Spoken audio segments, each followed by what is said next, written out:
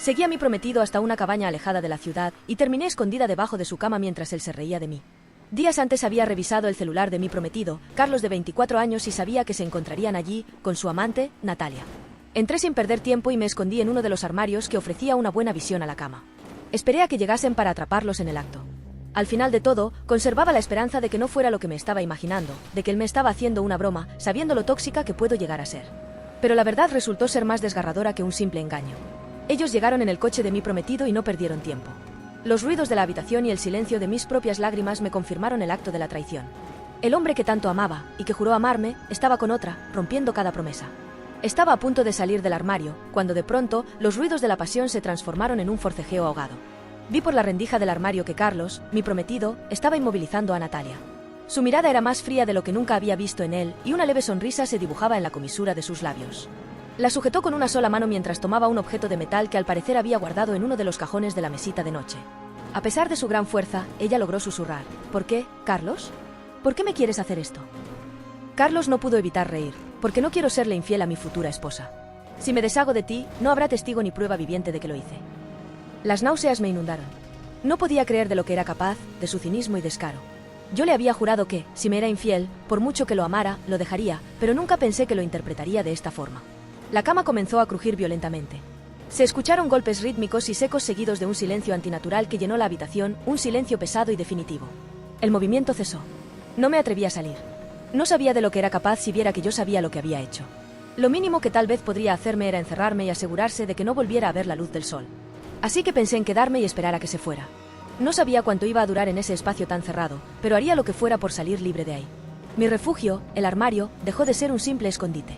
Se transformó, con el cese de los crujidos de la cama, en un sarcófago vertical. Era un cubo de madera prensada y terror. La oscuridad, al principio una aliada, se convirtió en una mordaza de terciopelo. De repente, fui solo una criatura que respiraba trabajosamente, con el cuerpo acalambrado y la mente atrapada en un bucle de incredulidad y náusea helada. El olor. Dios, el olor. Al principio, solo distinguía el viejo aroma a naftalina y madera rancia, el hedor de un lugar abandonado por la gente, pero ahora poseído por algo peor. Pero con la quietud, un nuevo aroma comenzó a filtrarse por la rendija, arrastrándose bajo la puerta del armario. Era un hedor metálico y dulzón, mezclado con el sudor frío del esfuerzo y el miedo. Mi estómago se revolvió, lanzando bilis agria a mi garganta. Tuve que taparme la boca con ambas manos para contener el sonido. Un solo gemido o un solo jadeo, y todo terminaría. El armario me obligó a la inmovilidad absoluta. Cada músculo de mi cuerpo gritaba en protesta. La rodilla izquierda se me había dormido hasta el punto de sentirla ajena, la espalda se había curvado en un arco doloroso contra la pared de madera astillada. El aire se hizo escaso, caliente y pesado, reciclado por mis propios pulmones aterrorizados. Con cada exhalación, sentía que la asfixia se acercaba un centímetro más. Pero el dolor físico era un ancla comparada con el tormento mental. Carlos, mi prometido. El hombre con el que había soñado compartir una vida, un hogar, unos hijos. Un sociópata, un asesino camuflado bajo el rostro de la lealtad y el amor. La secuencia de su acto se repetía en mi mente, como una película rayada. El forcejeo. La sonrisa gélida. El objeto metálico. Su voz, tan calmada y fría, anunciando la justificación de su crimen. Porque no quiero serle infiel a mi futura esposa. Esa frase era la prueba de que no solo me había traicionado con otra, sino que me había utilizado como coartada para un asesinato. Mi amor, mi fidelidad, eran solo herramientas para la limpieza de su conciencia enferma. Pero el horror real no había terminado. De hecho, apenas comenzaba. Porque el monstruo todavía estaba en la habitación. Escuché el primer indicio de movimiento. Fue un crujido lento y deliberado de las tablas del suelo, muy cerca de la cama. Un sonido que me hizo contener la respiración hasta que mis sienes palpitaban con un tamborileo sordo. Carlos no se iba. No. Se estaba quedando a limpiar su desorden. La siguiente hora, o lo que pareció una eternidad sin límites, fue una tortura sensorial inimaginable. Mis ojos, pegados a la rendija, veían un fragmento borroso del suelo y las patas de la cama. El cuerpo de Natalia no estaba a la vista. Pero los sonidos sí lo estaban. Primero, el sonido de una respiración pesada, no de agotamiento, sino de concentración. Como alguien que realiza una tarea mecánica y tediosa. Luego, el roce suave, casi gomoso, de algo siendo arrastrado por el suelo de madera. Un sonido que mi mente, con su propia habilidad para el autoterror, no podía sino identificar. No era el cuerpo, no podía serlo. Pero el sonido, arrastrándose, acercándose, era suficiente para inundar mi boca con un sabor metálico. El sonido más espantoso fue el del agua. Escuché la llave del grifo del pequeño baño de la cabaña abrirse. El gorgoteo del agua al llenar un cubo o un balde. Y luego, el sonido constante, metódico, de un trapo empapado golpeando la madera. No había rabia en el sonido, no había pánico, no había nada de la prisa que yo habría esperado de un asesino. Estaba siendo muy meticuloso. Era la limpieza de un artista, no de un criminal. Alguien que no sentía culpa, sino solo la necesidad de borrar la imperfección. De borrar a Natalia. Cada golpe del trapo era un golpe contra mi cordura. Era la prueba audible de que el hombre que me había prometido amor eterno era capaz de borrar la vida de otra persona con la misma frialdad con la que limpiaba el polvo de un estante. Hubo un momento particularmente aterrador en el que Carlos se acercó peligrosamente al armario. El sonido de sus pasos se detuvo justo al lado de la puerta. Pude ver el borde de su zapatilla deportiva. Contuve el aire, sintiendo que mis pulmones se iban a desgarrar. El latido de mi corazón era un tambor tribal dentro de mi pecho, un sonido que juré que él debía estar escuchando. Permaneció allí, inmóvil. Mi mente corrió a toda velocidad. ¿Se dio cuenta? ¿Sabe que estoy aquí? ¿Me vio entrar? Y entonces, sin un preaviso, escuché un pequeño sonido metálico, justo al lado de mi oreja, al otro lado de la madera. Algo cayó. No era el objeto que había usado contra Natalia. Esto era más pequeño. Tal vez un botón de su camisa. Carlos gruñó, un sonido de irritación leve, como el de alguien que deja caer las llaves. Se agachó. Pude sentir el peso de su cuerpo inclinado justo fuera de la puerta. Luego, se enderezó y se alejó, sus pasos se escuchaban disminuir. El incidente, aunque breve, me dejó al borde del desmayo. La cercanía de la muerte era tan palpable que en mi mente ya me estaba preguntando si al menos había tenido una vida buena. La limpieza se detuvo abruptamente. Hubo un largo silencio, únicamente roto por mi propia respiración. Luego, escuché la voz de Carlos. No estaba hablando con nadie. Estaba hablando consigo mismo. Y la voz no era la de un hombre en pánico, sino la de alguien que recita una lección bien aprendida. Es la única forma, dijo, su voz amortiguada, pero claramente audible a través de la madera. Es una necesidad. ¿Lo entiendes, no, Carlos? Si la dejas vivir, ella se irá. O peor, te amenaza. Pero sí, si la eliminas, la amenaza nunca existió. Es un lienzo en blanco. Y la pureza de la promesa se mantiene intacta. Hizo una pausa, y en esa pausa, escuché un sonido que me heló la sangre. Se rió. Una risa corta, seca y sin alegría. La risa de alguien que acaba de resolver un problema matemático complejo, no de alguien que acaba de matar. Ella es la única que importa, continuó, y su tono se volvió extrañamente melancólico, casi afectuoso. Mi futura esposa. Ella me dijo que me dejaría. ¿Pero por qué arriesgarme? Mi amor es una garantía. Una absoluta. Yo le doy lo que quiere. Fidelidad. Y si tengo que eliminar a la imperfección, al error, entonces lo hago. Es un acto de devoción. El aire dentro del armario se sentía como papel de lija en mis pulmones. Sus palabras me hirieron más profundamente que el objeto metálico debe haber herido a Natalia. Era la manifestación de una megalomanía amorosa retorcida. Él no había matado por despecho o por accidente. Había matado por una interpretación psicópata del amor y la lealtad. Él cree que esto lo hace un buen hombre, un prometido fiel. El pensamiento me hizo temblar incontrolablemente. Él no solo era un asesino, sino que era un asesino que creía estar actuando por amor hacia mí. Si salía ahora, si lo encaraba, no vería a su prometida, vería a un obstáculo a su perfección. A otra imperfección que debía ser eliminada para mantener intacta la promesa. El tiempo se paralizó. Ya no se movía en minutos, sino al ritmo de mi corazón desesperado. El armario, ahora, me susurraba. El polvo, al principio solo un irritante, se convirtió en una amenaza. Con cada pequeña respiración, sentía que inhalaba motas y me aterrorizaba la tos. Tuve que practicar respiraciones minúsculas, superficiales, sintiendo el ardor de la falta de oxígeno en la base de mi cuello. El dolor muscular escaló. De una molestia, se transformó en una agonía punzante. Las piernas, inmovilizadas en el reducido espacio, ardían. Mis brazos, aferrados a mi cuerpo para minimizar el espacio, temblaban.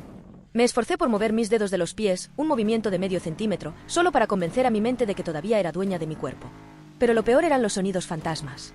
¿Escuché un crujido de madera o fue solo el roce de mi ropa? ¿La manija del armario se movió medio milímetro o fue el reflejo de una sombra proyectada en mi retina agotada? La paranoia crecía como un moho venenoso. Me pregunté si Natalia estaba realmente muerta o si solo estaba herida, paralizada, respirando trabajosamente en alguna parte de la habitación, esperando a que Carlos se descuidara. Y si ella estaba allí, ¿por qué Carlos no había hecho el sonido de arrastrar un cuerpo? ¿Y qué era ese objeto metálico? Había visto que era metálico. No era un arma de fuego, no sonó como tal. El golpe fue seco y constante, no una explosión. Mi mente comenzó a hacer suposiciones horribles. ¿Un martillo? Demasiado común. ¿Una llave inglesa? Quizá. Pero la ambigüedad era el verdadero terror. No saber. Podría haber sido cualquier cosa. Un atizador de chimenea, un trofeo deportivo o, de manera más personal y retorcida, el pisapapeles de su oficina, un objeto que yo le había regalado, transformado en un instrumento de aniquilación. La idea de que mi regalo se hubiera usado para acabar con una vida me provocó otro asalto de náuseas. Mantente quieta. Escucha, me dije a mí misma. Las horas se arrastraron. El aire se hizo casi irrespirable. La cabaña, después de la limpieza, se sumió en un silencio aún más profundo que el de antes. ¿Se fue? Mi mente, desesperada por la supervivencia, luchó contra la lógica. No podía irse. No podía dejar un cuerpo atrás. Pero el silencio era total. No había respiración, no había crujidos, no había el leve zumbido de un celular. Me atreví a mover mi cabeza medio centímetro, forzando un nuevo ángulo a la rendija. La luz había cambiado. El ángulo del sol que se colaba por la ventana, fuera de mi campo de visión, indicaba que la mañana estaba dando paso al mediodía. Había estado en el armario durante horas. La rendija no revelaba nada nuevo. Un cuadrado de suelo de madera, un poco más oscuro en una esquina. ¿Agua de la limpieza? ¿O algo peor? Tuve que arriesgarme a un estiramiento minúsculo.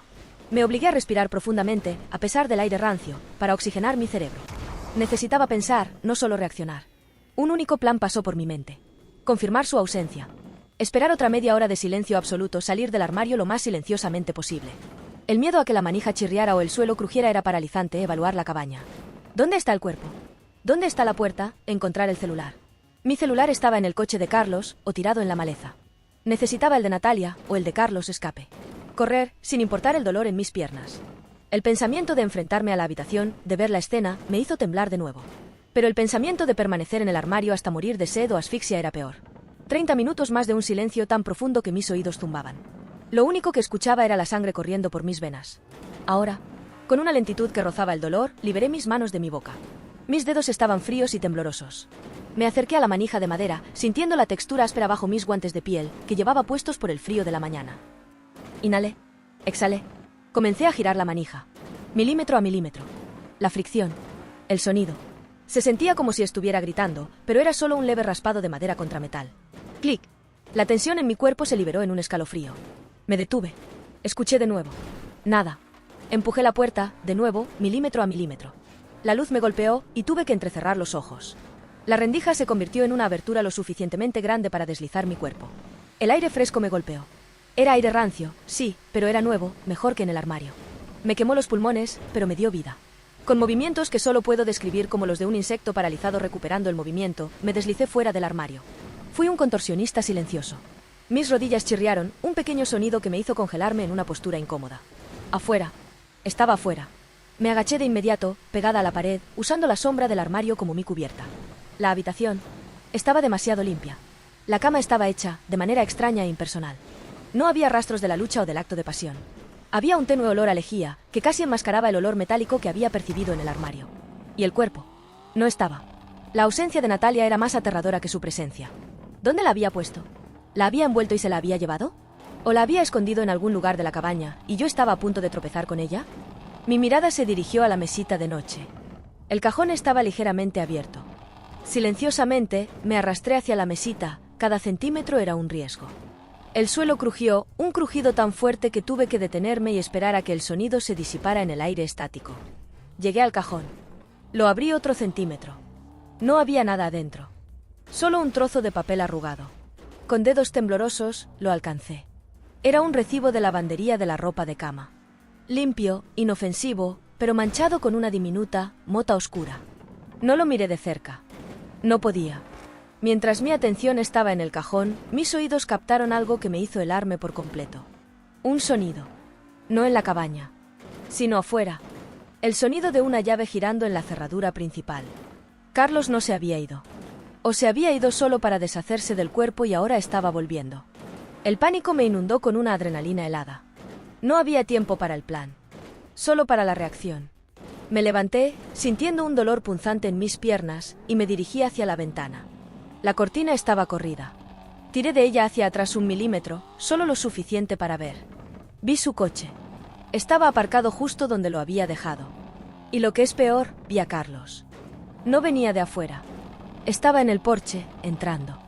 Llevaba una bolsa de supermercado. No se había ido a deshacerse del cuerpo. Se había ido a comprar comestibles. Se había tomado un descanso para el almuerzo. Había limpiado la escena de un asesinato y se había ido a buscar la cena. Esa fue la última gota. Su frialdad, su normalidad, era el verdadero rostro del horror. El tiempo se acabó. Escuché el leve clic de la puerta al abrirse. Tuve un segundo, tal vez 2. No podía llegar a la puerta. No podía llegar al baño. Mis ojos se fijaron en un punto, bajo la cama. Sin pensarlo, me lancé. Me deslicé con un rasguido de mi ropa, ignorando el dolor del impacto en mi rodilla. Estaba bajo la cama que solo unas horas antes había sido testigo de la traición y la muerte. El suelo estaba lleno de pelusas gruesas y un olor aún más fuerte a madera vieja y algo dulce. Pero el espacio era estrecho. Tuve que aplanarme, presionando mi rostro contra el suelo polvoriento. Escuché los pasos de Carlos en el suelo de madera. Eran pasos normales, el peso de un hombre que volvía a casa. Nada de la pisada furtiva de un asesino. Bueno, dijo, su voz alta y tranquila, con un tono casi jovial. Parece que la nevera estaba vacía. Un buen filete nos vendrá bien. ¿Nos?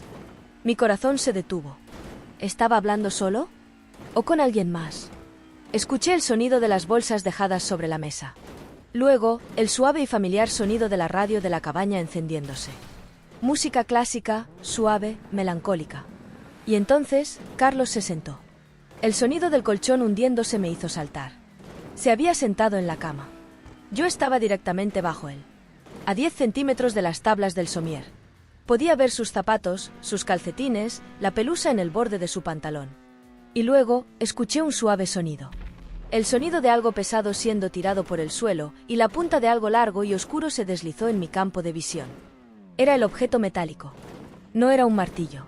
Era un cuchillo de caza grande, de hoja curva, con un mango de madera oscura, manchado y sucio, ahora siendo arrastrado hacia la oscuridad bajo la cama. Mi aliento se detuvo. Carlos lo había guardado allí. Lo estaba guardando allí, bajo la cama que ahora me ocultaba. Y lo que era peor, en ese momento, pude ver en la parte más oscura del espacio, más allá de mis pies, un pequeño montón de tela. Un jersey. El jersey azul pálido que Natalia llevaba puesto. Él no se había deshecho del cuerpo. Lo había descompuesto, lo había limpiado, y el resto estaba en alguna parte de esta cabaña. Y yo estaba allí, debajo de él, paralizada. La pura, insoportable tensión de estar a un roce de distancia de mi prometido, el monstruo, el hombre que creía que había matado por amor. Escuché su susurro, esta vez no para justificarse, sino para una súplica silenciosa a sí mismo. Todo está bien. Todo está limpio. Ella no lo sabrá. Nadie lo sabrá. Sentí una lágrima caliente rodar por mi mejilla, no de pena, sino de puro, abrumador terror. La promesa no estaba rota. Estaba aquí. Y yo era su prisionera. Yo era la destinataria de su retorcido acto de devoción. El juego no había terminado. Acababa de empezar. Y yo estaba atrapada en el campo de caza de mi propio prometido, a la espera de la cena. El arma seguía aquí. El cuerpo, o sus restos, seguían aquí. Y él estaba justo encima de mí, tarareando suavemente la melodía de música clásica.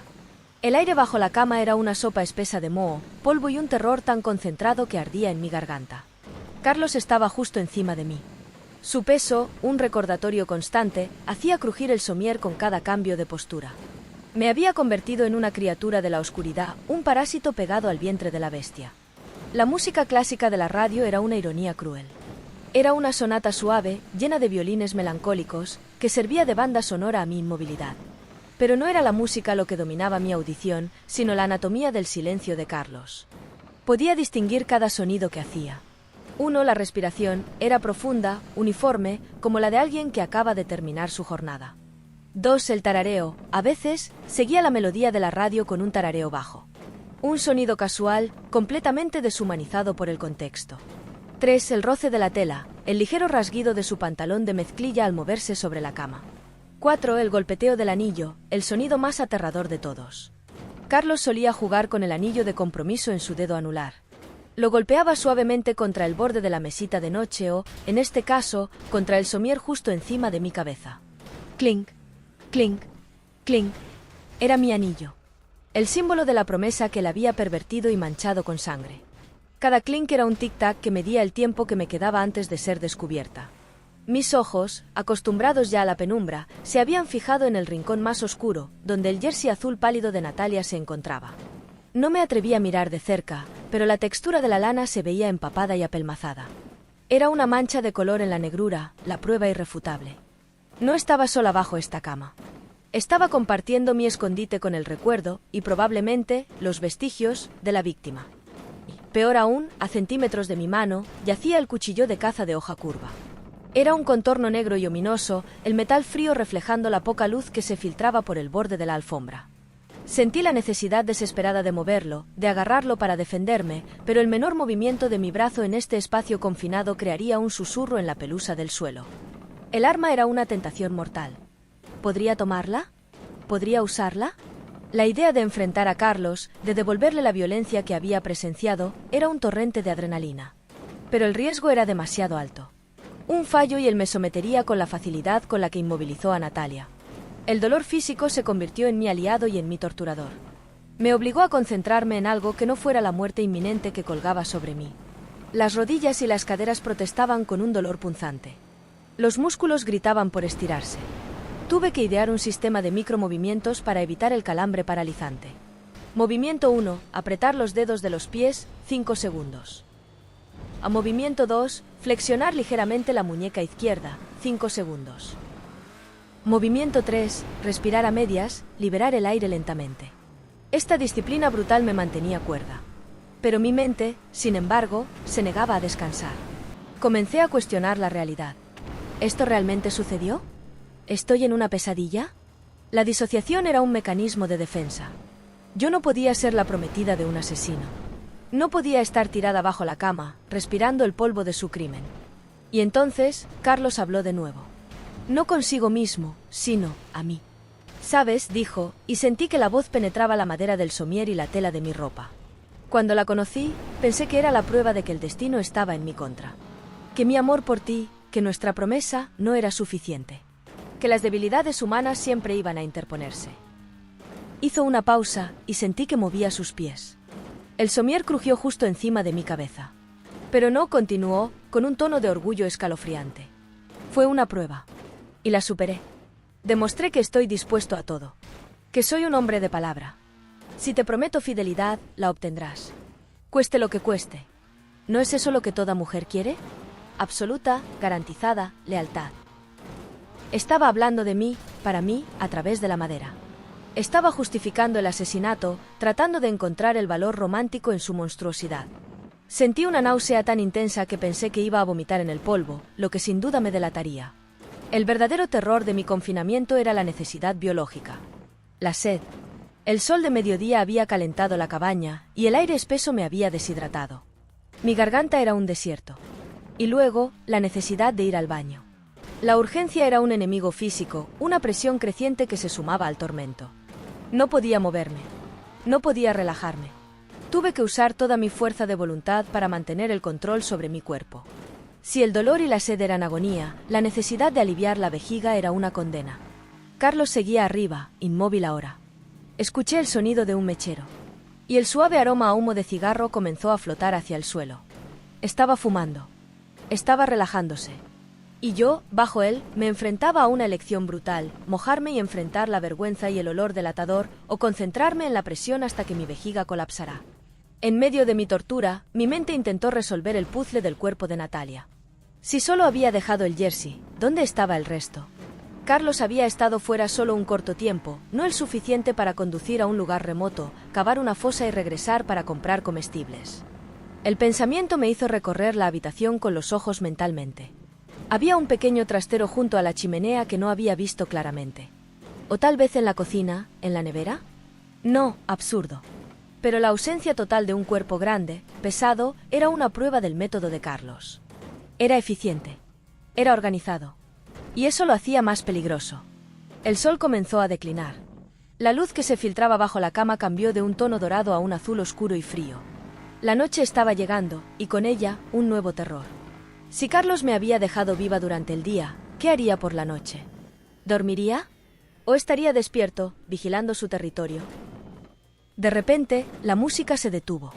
Un silencio de radio estática llenó el vacío por un segundo, y luego, Carlos se levantó. El colchón se elevó, y yo me tensé hasta el punto de la ruptura. Sus pasos se dirigieron a la cocina. Escuché el tintineo de una sartén y el sonido siseante de la carne al tocar el aceite caliente. Estaba cocinando la cena. La ironía me golpeó con fuerza. El hombre que había acabado con una vida con frialdad ahora estaba preparando una comida, presumiblemente para él solo. Luego, escuché el sonido del refrigerador abriéndose. Por el rabillo del ojo, vi sus pies moverse de nuevo hacia la mesita de noche. Se inclinó. Mi mundo se detuvo. Vi su mano descender y por un momento pensé que iba a agarrar el cuchillo de caza. Que él sabía que yo estaba allí y este era el final. Pero no. Su mano se dirigió a un bolsillo de su chaqueta que colgaba de la silla. Sacó su teléfono celular. Se sentó de nuevo en el borde de la cama y comenzó a navegar por las redes sociales, esperando que la cena estuviera lista. El sonido de los clics y el leve brillo de la pantalla me daban un atisbo de su rostro en la oscuridad. Su expresión era de aburrimiento. El asesino, el monstruo, estaba aburrido, esperando que su filete se cocinara. Y entonces llegó el momento más paralizante de la noche. Carlos dejó el celular. Se reclinó. El colchón se hundió profundamente sobre mi pecho. Justo antes de que el silencio se apoderara de la habitación, susurró, no a la cabaña, sino a sí mismo, con una voz apenas audible. Debería haber traído un saco de dormir. El suelo está un poco frío para mi prometida. Y en la oscuridad absoluta bajo la cama, me di cuenta. Él no lo sabía. Pero él podría haberlo sabido. La frase era una horrible coincidencia, o tal vez una prueba sutil. Pero, fuera lo que fuese, mi destino estaba sellado. La noche caería, y yo estaría atrapada, congelada, hambrienta y sedienta, durmiendo, o fingiendo dormir, bajo el hombre que creía haber matado por amor a mí. La agonía no había terminado. La cabaña se había cerrado sobre mí. La noche era joven, trayendo consigo no el alivio de la oscuridad, sino el frío cortante de la verdad. Mi intento desesperado de volver a la normalidad, de fundirme con el entorno polvoriento de la cabaña, había sido una farsa. En el silencio denso que siguió a las palabras de Carlos sobre el saco de dormir, mi mente se congeló. Él no estaba bromeando, no estaba divagando. Él lo sabía. El pensamiento de que Carlos se había sentado justo encima de mí, tarareando y fumando, sabiendo que yo estaba allí conteniendo la respiración, era una tortura de la que no se podía escapar. La meticulosidad de su limpieza, la lentitud de sus movimientos, el absurdo viaje por comestibles. Todo era parte de un juego cruel, una prueba que yo había fallado catastróficamente. Él había fingido no saber que yo estaba ahí. Mi cuerpo aún estaba rígido bajo la cama cuando mi mente reconstruyó la secuencia y de repente lo recordé, había sido el armario.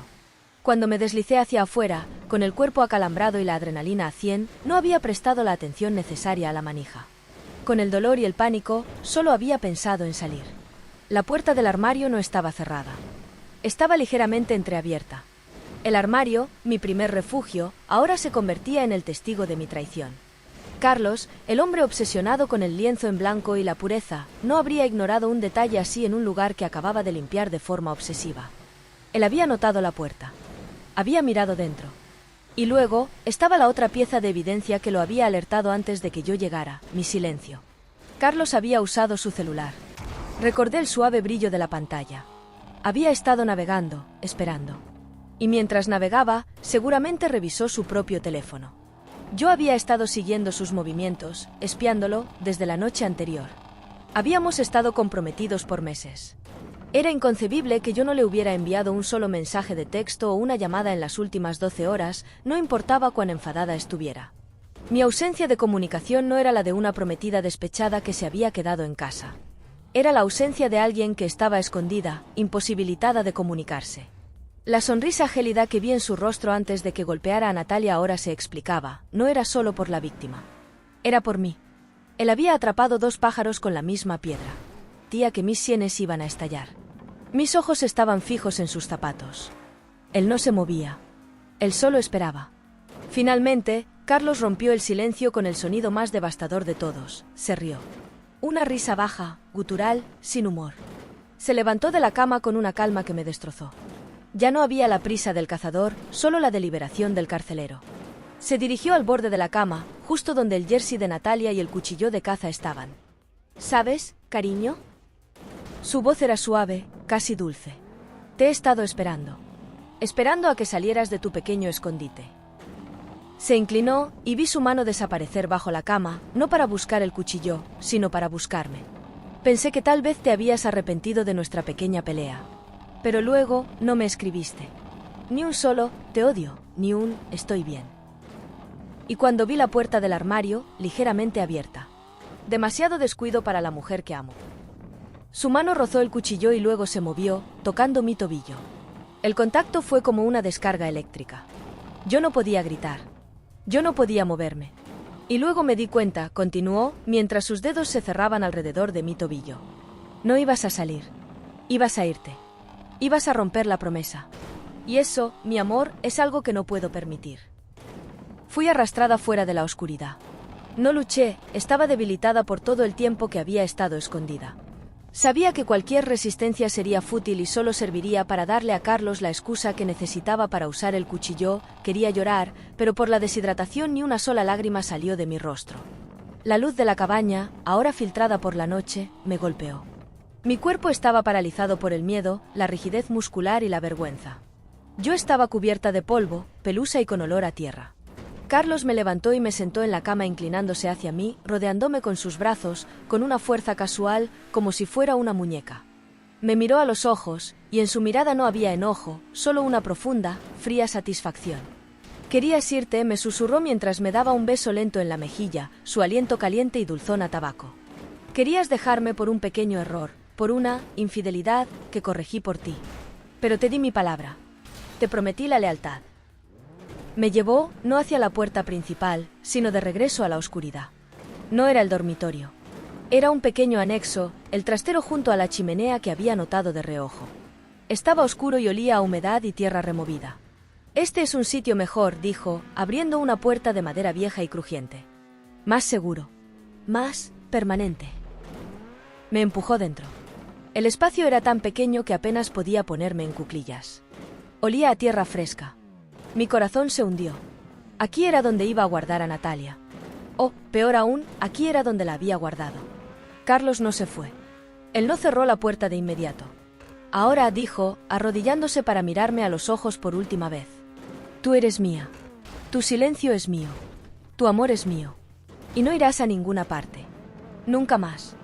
Yo soy tu absoluta y garantizada lealtad». Sacó algo de su bolsillo, no el cuchillo, sino unas esposas de metal. No las que usa la policía. Eran simples, industriales, con un forro de goma. «No te haré daño, si eres buena, este lugar es temporal, solo para que no escapes». Me prometió con la misma voz melosa con la que solía pedirme matrimonio. Aseguró las esposas a mis muñecas, y luego, con la otra parte, a un gancho de metal oxidado que salía de la pared de tierra del trastero, cerca del suelo. Él se levantó y cerró la puerta. No con un simple clic, sino con el sonido sordo de un candado de seguridad siendo asegurado desde el exterior. Me quedé en la oscuridad, encadenada a la tierra, escuchando sus pasos alejarse lentamente. Escuché los sonidos de la noche, la radio encendiéndose de nuevo, la melodía suave de la música clásica. Y luego, el sonido más espantoso, Carlos comenzaba a limpiar el desorden de la cena. El tintineo de los cubiertos, el agua del grifo. Me había convertido en la prisionera de su perfecta, psicótica devoción. Mi vida no había terminado. Había comenzado una nueva, la de una sombra encadenada en la oscuridad, sabiendo que el monstruo que me había jurado amor ahora me había encerrado para cumplir esa promesa para siempre. Y el último pensamiento que tuve, mientras el aire se volvía rancio y pesado, fue el eco de su voz, porque no quiero serle infiel a mi futura esposa. La infidelidad había sido castigada con la muerte. Mi intento de huida, mi traición de silencio, había sido castigado con un encierro eterno. La promesa se había cumplido. Y el horror era que ambos vivíamos bajo ella. Si te gustó la historia, deja tu like para saberlo y traerles más historias así. Hasta el próximo vídeo.